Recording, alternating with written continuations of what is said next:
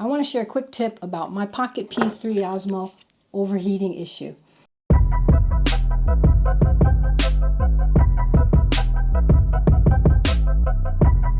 Hey everybody, Everyday Filmmaker here. I want to share a quick tip about my Pocket P3 Osmo overheating issue.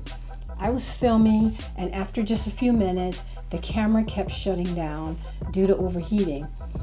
I had only been filming maybe 20-30 minutes and it was really hot to the touch and it was super frustrating.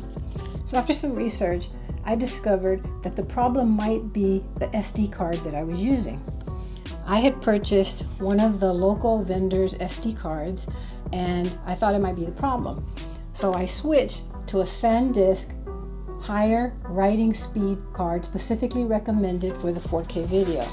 I got the Extreme, SanDisk Extreme, 128GB. I took it out for a test run and guess what? I filmed for over an hour, a few hours actually, and I didn't have any overheating issues. So if your Pocket P3 Osmo is overheating, maybe consider upgrading your SD card. It made all the difference in the world for me.